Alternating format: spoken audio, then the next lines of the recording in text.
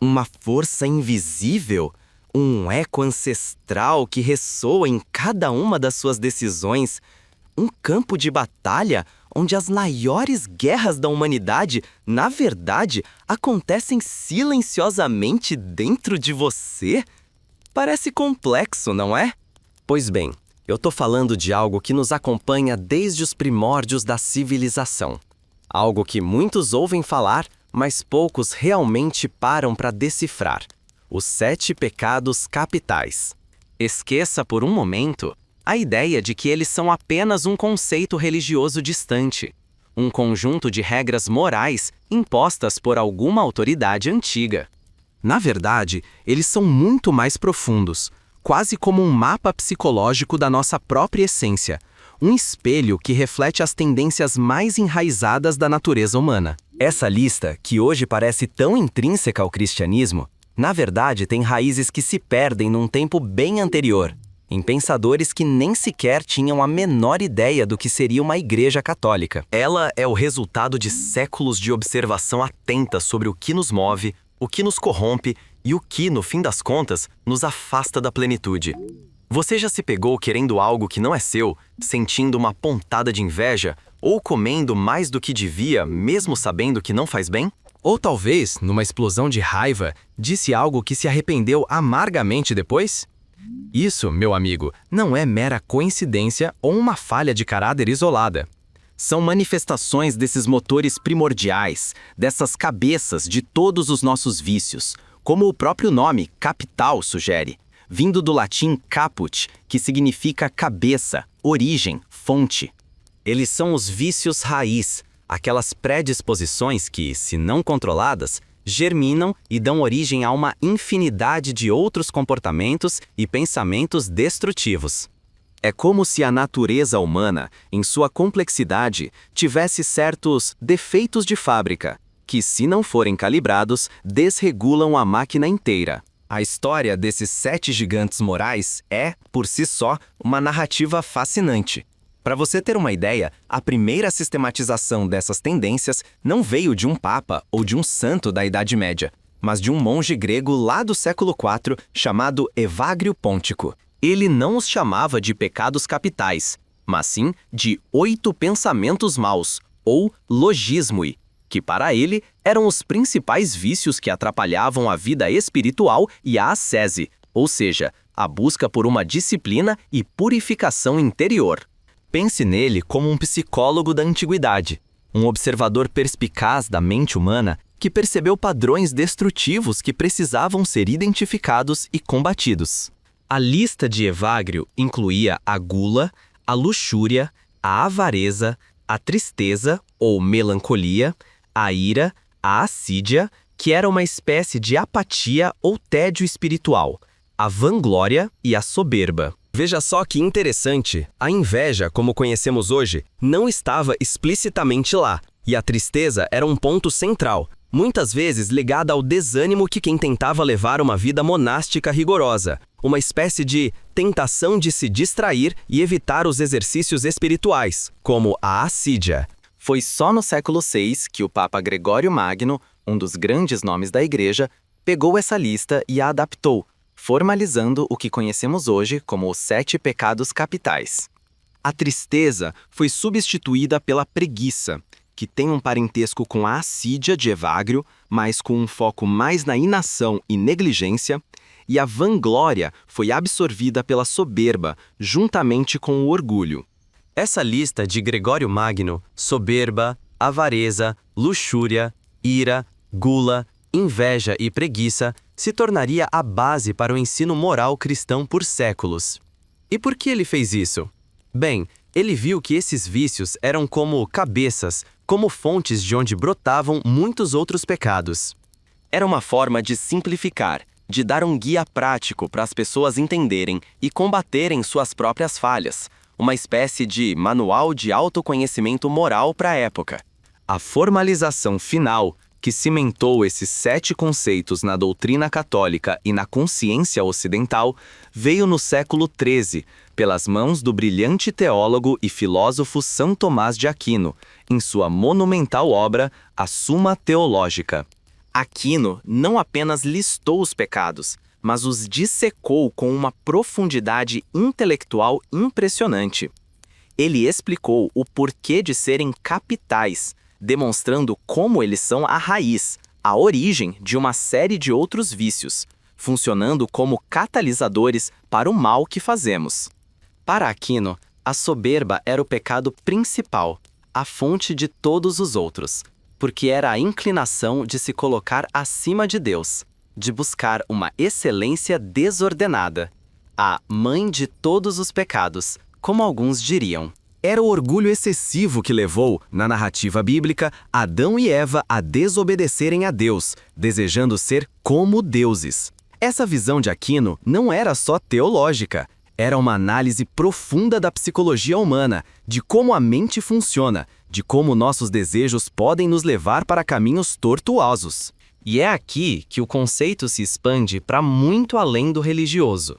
Mesmo que o termo pecados capitais não apareça textualmente na Bíblia e que a lista seja uma construção teológica posterior, cada um desses vícios encontra eco em diversas passagens bíblicas que condenam suas práticas, mostrando que a essência desses comportamentos indesejáveis é antiga e universais. São dilemas humanos universais que atravessam culturas e épocas, e que foram observados e categorizados por mentes brilhantes ao longo de milênios. Eles são, em última instância, uma forma de entender as tensões inerentes à nossa própria humanidade. É como se houvesse uma gramática do erro, e os pecados capitais fossem os verbos principais.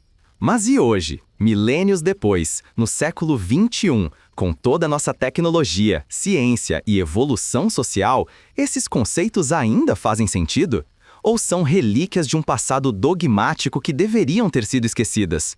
Te garanto que sim, e com uma força surpreendente. Na verdade, eles são mais relevantes do que nunca, se você souber olhar para eles através das lentes certas. Não como um código de conduta imposto, mas como uma ferramenta poderosa para a compreensão do comportamento humano, seja em nível individual ou coletivo. Eles são a chave para desvendar por que certas sociedades funcionam de um jeito, por que nos sentimos da forma que nos sentimos e por que a busca por uma vida plena e feliz ainda é um desafio constante.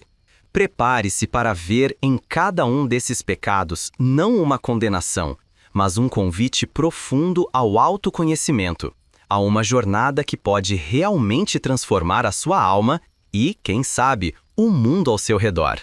Vamos desvendar a anatomia desses vícios e as virtudes que os confrontam, compreendendo as implicações de cada um em nossa existência e na tapeçaria complexa da civilização.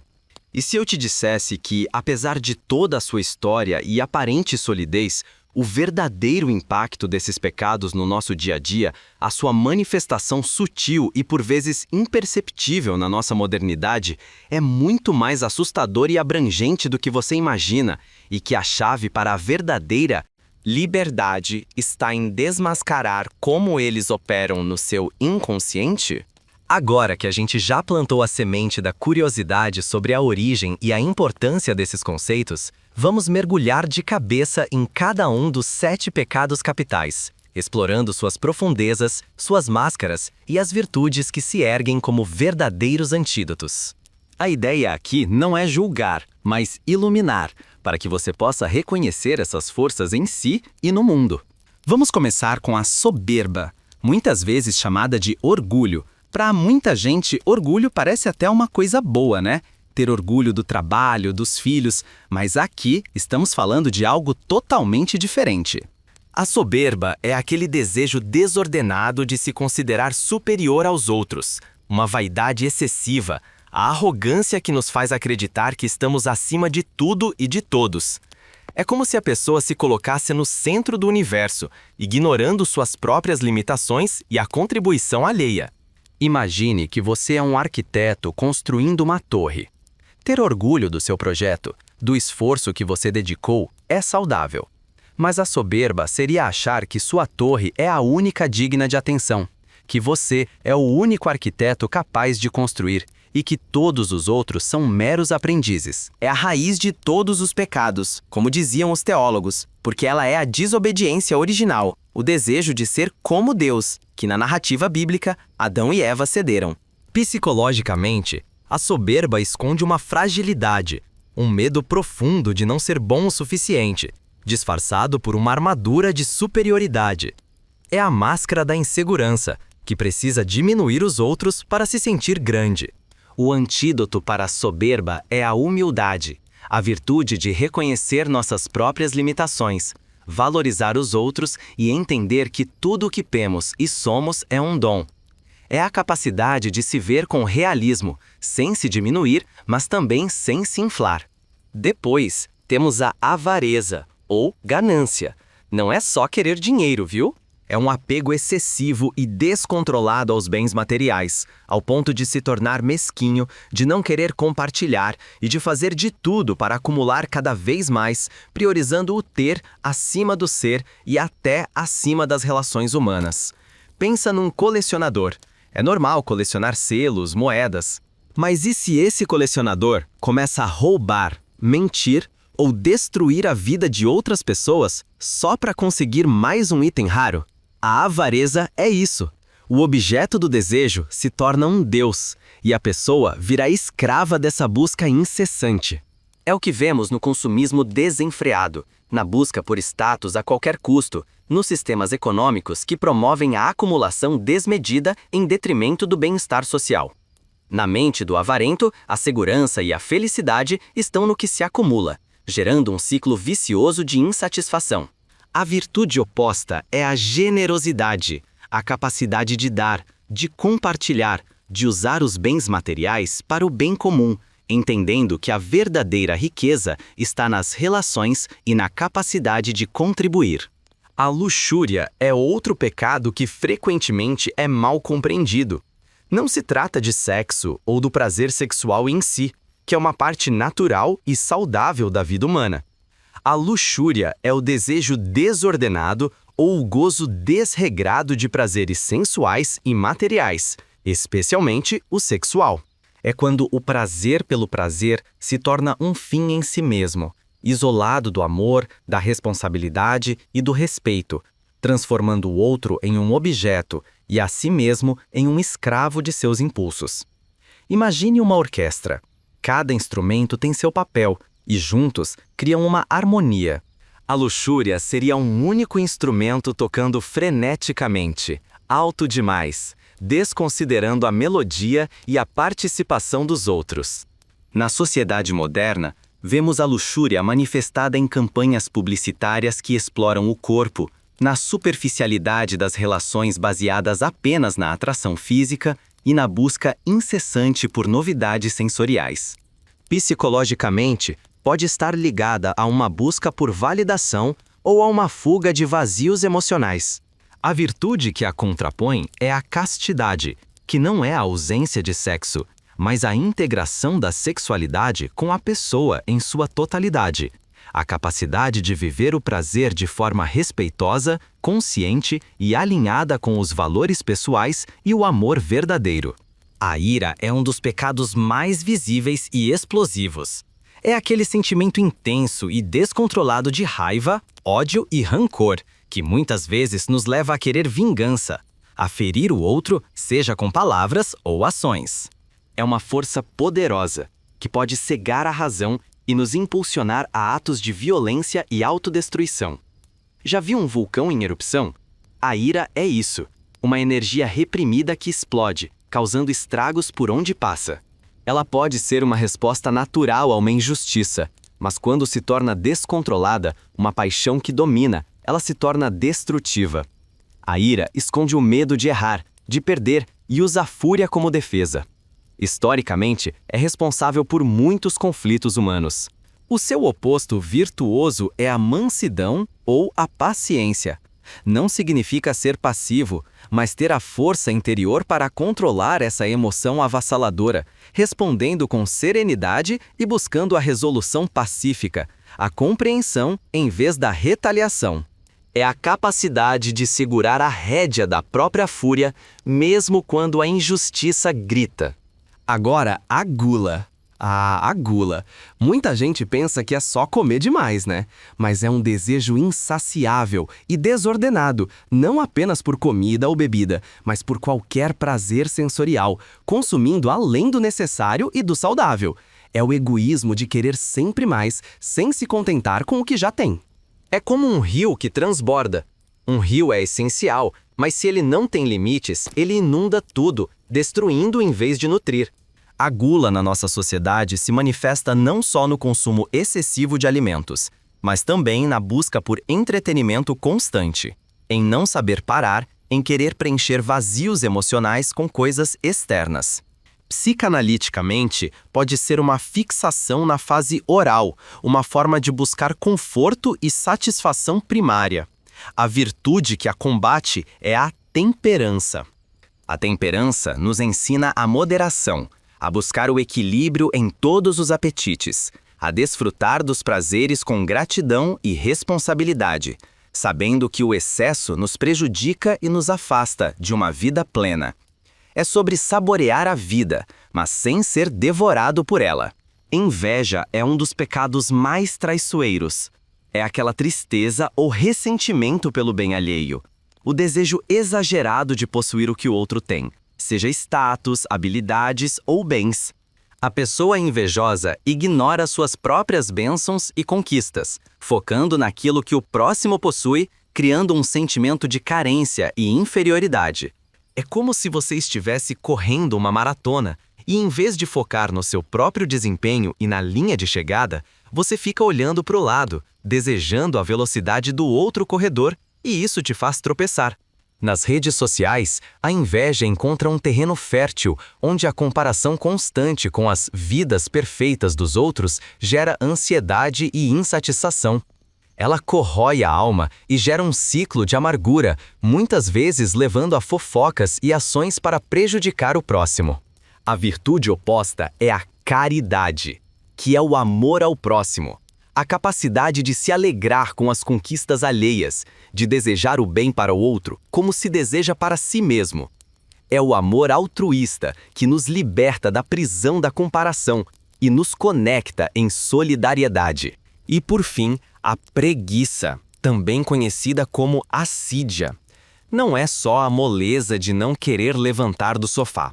É a ausência de esforço, a negligência em relação aos deveres, sejam eles físicos, intelectuais ou espirituais. É a falta de ânimo para buscar a virtude, a procrastinação que nos impede de realizar nosso potencial.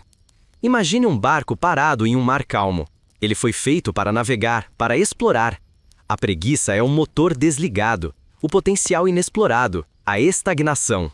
Ela é diferente da procrastinação, que ainda leva à conclusão.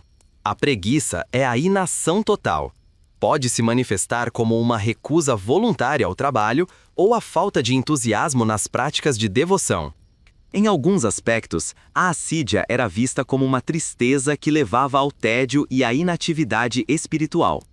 A virtude oposta é a diligência, que é a dedicação, o zelo, o empenho em realizar as tarefas e em buscar o próprio desenvolvimento e o bem-estar dos outros. É a energia que nos impulsiona a agir, a fazer o que precisa ser feito com atenção e amor. Percebe como esses pecados são, na verdade, descrições atemporais de desequilíbrios na natureza humana? Eles nos mostram que, por trás de muitas das nossas falhas, existem padrões arquetípicos, vícios que se repetem ao longo da história. E cada um deles, curiosamente, tem um contraponto, uma virtude que nos aponta para o caminho do equilíbrio e da realização.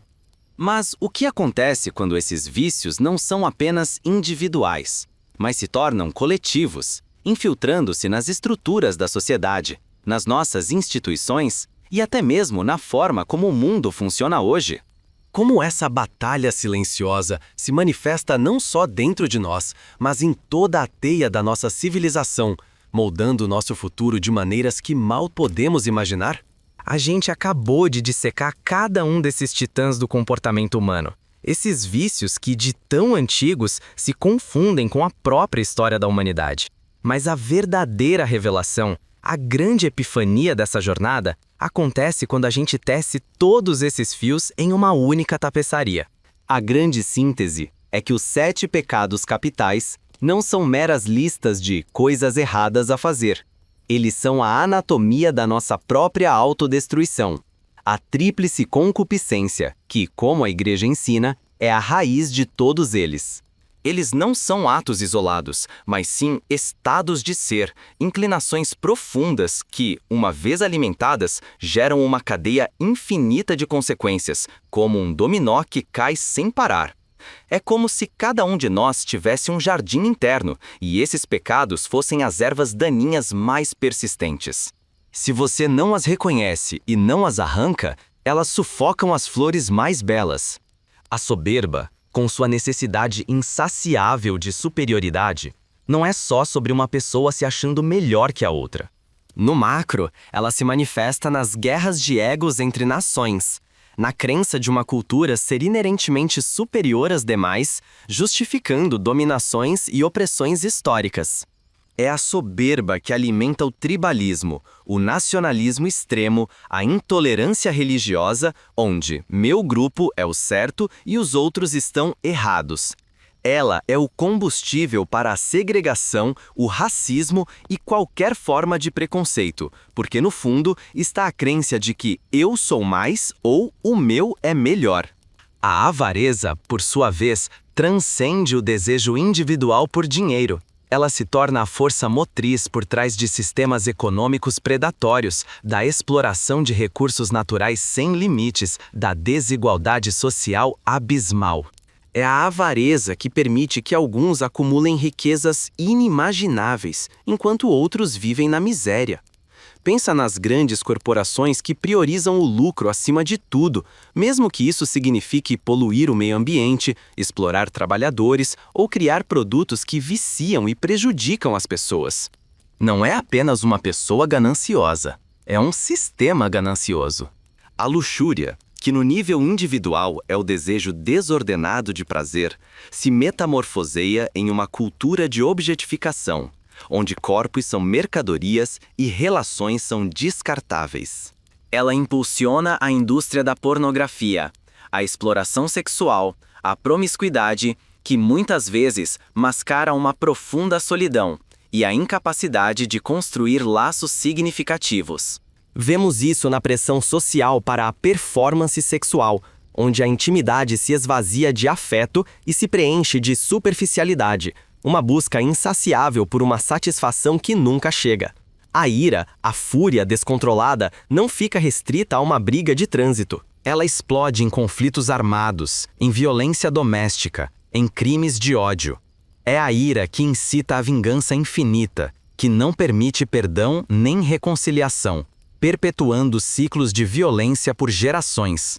Pensa nas notícias de brigas generalizadas, nos linchamentos virtuais que destroem reputações, nos discursos de ódio que polarizam a sociedade. Não é só uma pessoa brava, é uma sociedade inflamada. A gula, para além do prato farto, se manifesta na cultura do consumo excessivo, na obesidade social, no desperdício monumental de alimentos enquanto milhões passam fome. É a gula que nos faz querer sempre mais, que nos convence de que a felicidade está na próxima compra, na próxima refeição, no próximo estímulo. Ela nos impulsiona a devorar o planeta, seus recursos, seu tempo, sem pensar nas consequências. É a compulsão por preencher um vazio existencial com excessos materiais e sensoriais. A inveja, que começa com um ressentimento sutil, escala para a cultura da comparação insana nas redes sociais, na competição feroz e muitas vezes desleal. É a inveja que nos impede de celebrar o sucesso alheio, que nos faz torcer secretamente pelo fracasso do vizinho, que mina a cooperação e a construção de comunidades solidárias. Ela gera uma insatisfação crônica, uma busca por um ideal que nunca é nosso, mas sempre o do outro. E a preguiça, que pode parecer o mais inofensivo dos pecados, é na verdade um motor de estagnação e decadência. No coletivo, a preguiça se torna a apatia social, a falta de engajamento cívico, a negligência com o bem comum. É a preguiça que nos faz cruzar os braços diante das injustiças, que nos impede de buscar soluções para os problemas complexos do mundo, que nos leva à procrastinação em escala massiva, deixando para depois o que precisa ser feito agora. É o conformismo com o status quo, a falta de iniciativa para o desenvolvimento pessoal e coletivo. A grande sacada aqui, o ponto de virada, é perceber que esses pecados não são apenas individuais. Eles são estruturais. Eles não se limitam à alma de um indivíduo, mas se infiltram nas instituições, nos sistemas, nas narruras de todas as relações humanas. A sociedade moderna, com toda a sua complexidade tecnológica e globalização, não os eliminou. Pelo contrário, criou novos palcos para eles, amplificando suas manifestações. Pensa, por exemplo, nos novos pecados capitais que o Vaticano trouxe em 2008, como a poluição ambiental, a manipulação genética, a acumulação excessiva de riqueza e a geração de pobreza. São manifestações claras e coletivas da avareza, acumulação de riqueza, geração de pobreza, da soberba, manipulação genética, brincar de Deus, e da gula, poluição ambiental, consumo desenfreado. A verdadeira compreensão é que a batalha contra esses pecados não é apenas uma luta religiosa, mas uma luta pela própria alma da humanidade. É um desafio ético, psicológico e social. Esses vícios são paixões ou mecanismos emocionais que, se desequilibrados, se tornam o centro da nossa personalidade. Como diria a psicologia junguiana, a raiz do mal desperta em nós emoções violentas que, se reprimidas, podem emergir de formas destrutivas. A psicanálise nos mostra que eles estão ligados a instintos primitivos, a desejos que, se não são compreendidos e trabalhados, nos levam a um sofrimento psíquico profundo. A busca por uma vida com significado, por uma sociedade mais justa e equilibrada, passa necessariamente pelo reconhecimento e pela confrontação dessas forças em nós mesmos e no mundo. Então, qual é a solução? Não é uma cruzada para erradicar o pecado, mas um trabalho contínuo de autoconhecimento e de cultivo das virtudes opostas. Se a soberba é a doença, a humildade é o remédio. Se a avareza é a prisão, a generosidade é a chave. Se a luxúria é a distorção, a castidade é a harmonia. Se a ira é o fogo, a mansidão é a água. Se a gula é o excesso, a temperança é o equilíbrio. Se a inveja é a cegueira, a caridade é a visão clara. Se a preguiça é a inércia, a diligência é o movimento. É um convite para uma vida de propósito, onde cada escolha consciente em favor de uma virtude desmantela um elo dessa cadeia de autodestruição. É a transformação do campo de batalha interno em um jardim cultivado, onde o florescer das virtudes nos permite não apenas sermos melhores indivíduos, mas também construirmos uma sociedade mais humana, justa e compassiva. Chegamos ao ponto alto da nossa escalada. Depois de percorrer as intrincadas trilhas da história, de desvendar a anatomia de cada pecado capital e de compreender como eles se entrelaçam para formar a complexa teia da nossa existência individual e coletiva, a vista lá de cima é de clareza e revelação. Você deve ter percebido que os 7 pecados capitais, longe de serem relíquias de um passado distante, são forças ativas, pulsantes, que continuam a moldar a nossa realidade de maneiras que, antes, talvez fossem invisíveis. Eles são, na verdade, os grandes arquitetos silenciosos das nossas escolhas, das nossas dores e das nossas aspirações. A soberba, a avareza, a luxúria, a ira, a gula, a inveja e a preguiça são os verdadeiros vírus da alma humana, capazes de corroer não apenas o indivíduo, mas também a fundação de qualquer civilização. Ao recontextualizar o início da nossa conversa, a mão que hesitantemente alcança o fruto proibido e sua reflexão que o repele ganha um novo significado. Essa imagem, que evoca a dualidade inerente ao ser humano, o constante embate entre o impulso e a razão, entre o vício e a virtude, não é apenas uma metáfora. É a própria essência da nossa jornada existencial. Aquela batalha silenciosa que molda sua alma e o mundo que eu te prometi desvendar não é uma luta abstrata. Ela acontece a cada instante, em cada pensamento que você nutre, em cada escolha que você faz. É a sua consciência, talvez a voz que tenta empurrar o fruto para longe, enquanto seus desejos mais primitivos o puxam para perto. E a chave para a verdadeira liberdade, para a verdadeira transformação, não está em negar esses impulsos, mas em reconhecê-los, compreendê-los e, aí sim, dominá-los através do cultivo diligente de suas virtudes opostas. Pensemos, por um instante, no legado de pensadores como Evagrio Póntico, Gregório Magno e Tomás de Aquino. Eles não estavam apenas criando listas para condenar comportamentos. Eles estavam, na verdade, oferecendo um profundo manual de autoconhecimento, um guia para a disciplina espiritual, como diria Evagrio. Eles observaram que a natureza humana, em sua complexidade, tinha certas inclinações que, se não fossem trabalhadas, levariam à desarmonia. E eles estavam certos. Hoje, a psicologia e a psicanálise, com todas as suas ferramentas e teorias modernas, chegam a conclusões muito semelhantes, embora com uma linguagem diferente.